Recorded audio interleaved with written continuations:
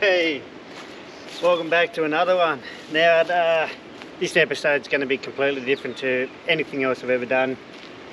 Last episode we left off with the Trop L300 in Sydney. I just wanted to play it safe. The cooling system just wasn't hooked up right, and I was spending a bit of money trying to get it all sorted, and I thought, you know what, put it on a car carrier, bring it back down to Tas, let's go through our final rebuild, because 2026 is the year of the L300 out in Australia doing the big lap. So what we got here is a 100 square metre shed. There's a little bit of work. I've done a fair bit of work for the owner of this shed, and he said if you can fix that up you can stay in there for free. So here we are. I won't dribble on too much more. I'll give you a bit of a tour. I've spoken to my brother about this, and we call this the tsunami shed, and let's go inside and I'll show you why. Here we go. So inside the shed, all you can see is there's mud and sand, silt, everything everywhere. All of this, all the furniture, everything getting thrown in the bin. This place is going to be emptied in probably the next couple of hours. So got to go into the floor. Got to spray the whole shed with pest control stuff. Let's take a little look out back, and I'll show you why all this mud and stuff's happening. So just up through the side fence, up beside the shed, as you can already see with this line, as you can see here, obviously all this sand is higher than the side of the shed, so that's exactly where it's getting in. I had a little dig the other day, as you can see here. Check that out. So underneath here is a concrete slab or footpath, but when they excavated all of this stuff to put the retaining wall in, the sand from up here went over and it was just left. So that's what I've got to clean out today. The gutter's leaking as well, so I've got to fix that. The gutters are absolutely full of junk, so I've got to clean them out first. Bit of work, but hey, when it's for free, you do what you can to yeah, live, well, have something like this. So let's get the water problem sorted first. There's a tap over there, but when you turn it on, probably about 20 seconds later, the pressure just dies. So I'm going to hook that straight up to the water pump. Free water, free electricity, free shed. Let's get into it. What a mission to just try and hook up a bloody hose to the pump. Anyways, look at that. Chuck a block, so I've got the gurney here.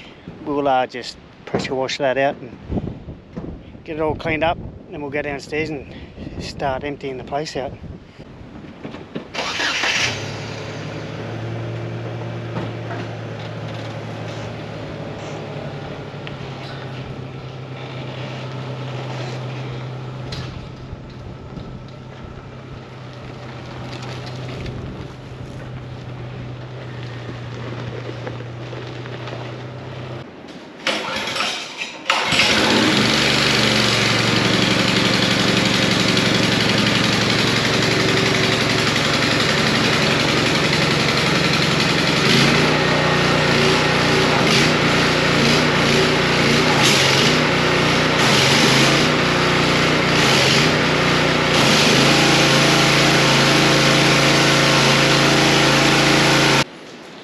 Just going to try and move a little bit of this mud. So as you can see, it's like I'm on a bloody farm, sliding around in all this house shit.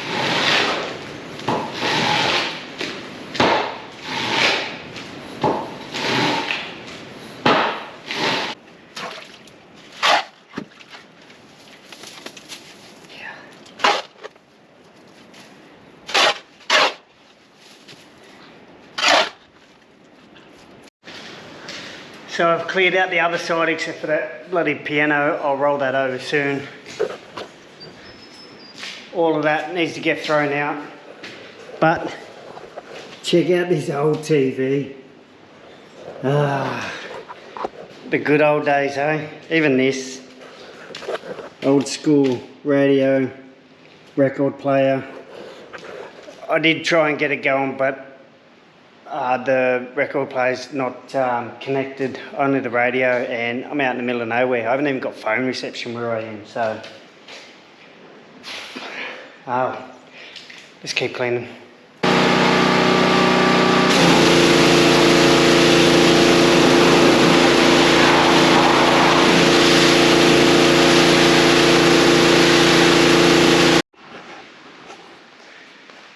Well, here we are, day 2.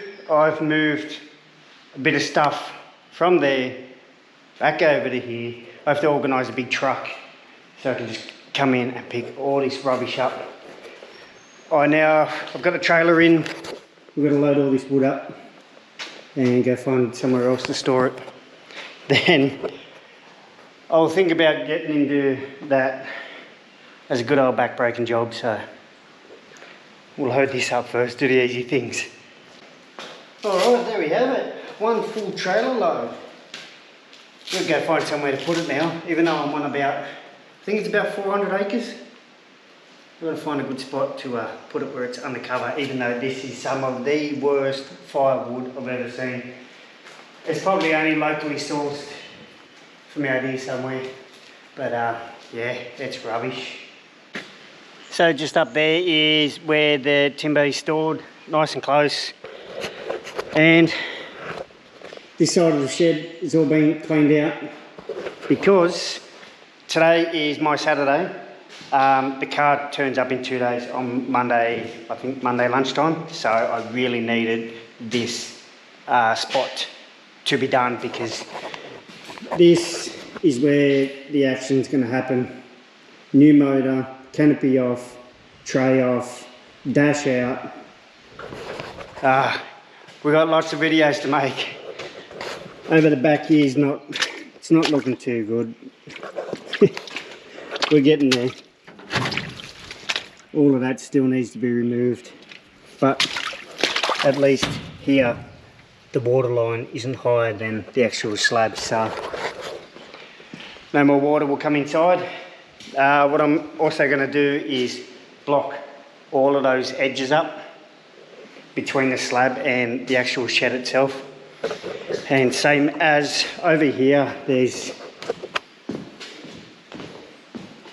these gaps are a bit bigger than usual. But what I might do now, I've got 3 LED lights to go up on there. I might put them up, screw them up to the batten and then wire them up, so I've at least got lights over there before the car shows up. So these are the lights that I've got, just a batten LED, 1200 long.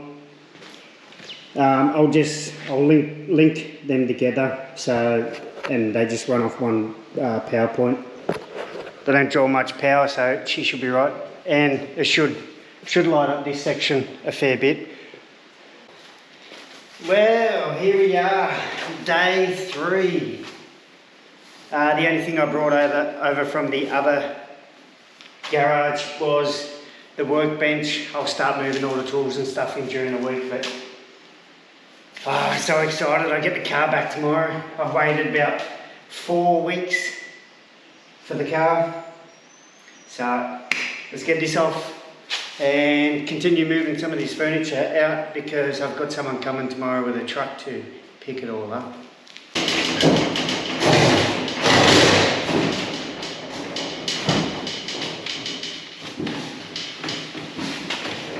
Boom.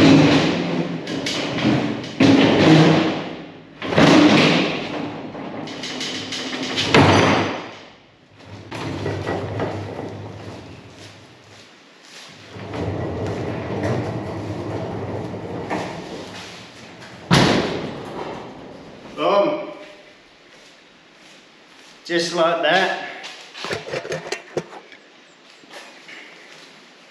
Just got to put the backboard on now, and that's it. Day 3's unpacking's done. I was going to say, I hope the neighbours like good music, but when you're on 300-400 acres, who cares?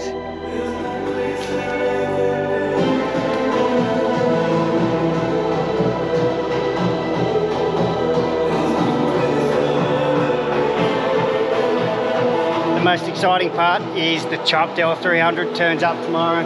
Spot's ready. Let's get it. Here we are, day 4. Just setting new light up outside. I'm just currently waiting for the truck driver to give me a call. But in the meantime, I'm going to start getting an aerial put together so we can hook the TV up. I've got to order Starlink because out here no reception at all. I thought I could hook up to the main house, but you know what? I'm best not to just order my Starlink. I'm going to need it for when I'm on the road anyway, so might as well get it now and get it over and done with. Still waiting for old mate to call me. Anyways, look at the shed. It's come up nice. All of that stuff's over there. That's obviously not mine, so I just jam it in the corner. I'm only going to be here for about 3 or 4 months. The old TV, get a bit of a lounge over here and a fridge over there. We're done. Pretty shocking weather at the moment. The wind, bloody hell, check this out.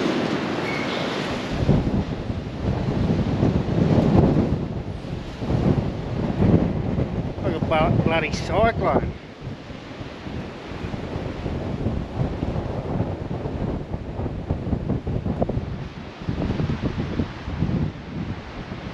But how can you complain, though, when you're on my, I don't know, what, 300 acres, 400 acres?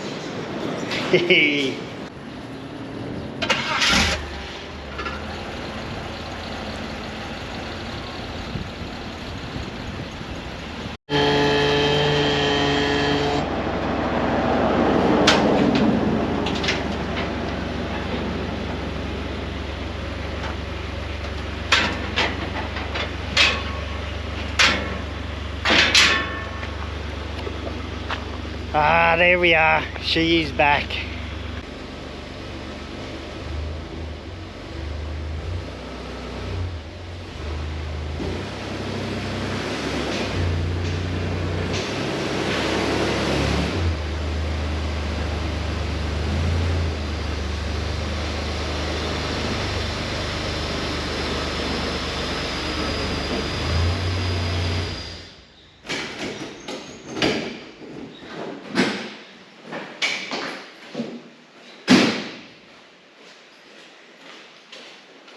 Ah,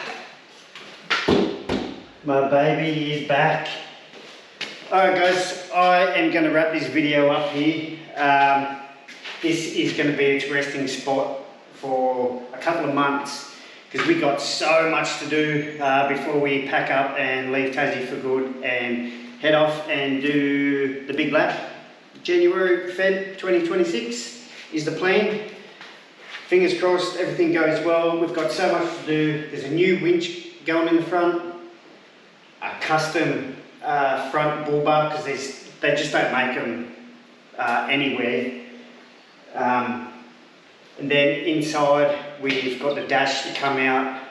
I've got some iTech World goodies to go in there, as well as a new motor's going in. So Series 2 Buick, which gets rid of the thermostat at the back, it gets rid of the rope seal. Just so much garbage. So a Series 2 Buick. I am thinking of L67. I know it's a silly thought. My old mate from Hillbilly Customs is going to be screaming at me at the moment. Because I'll get him to fly down and we'll run through the rebuild process of the Buick as well. Seats have got to come out. I might finally fit central locking this time since it's got electric windows already. The tray and canopy hopefully going to come off. I want to fit a sub tank under there, hopefully 50 litres. so I can get rid of this jerry can holder and put something else on the back. We've got some big trips planned. Well, it's the big lap, so it's, what's that, 14,500 kilometres or something right round. There's a lot going to happen with that canopy as well. All of that's in there at the moment. That's all coming out. We're going to redo it in alloy and mix a bit of oak in there as well. Some new iTech World goodies are going in, like a AC charger, a bigger DC to DC charger. Hopefully I'll be able to fit a twin piston or cylinder air compressor in there as well. And then yeah, just lots of tidying up. We need to sort this area out. I want a hose reel behind there. So yeah, there is lots to do, and we've got to fix the issue with the diff ratio. As I said, lots to do. Thanks for watching. I know this is a bit of a random video, but we've got to make these to keep the progress going. So do all that good stuff, like the video, subscribe to the channel, and we'll see you on the next one.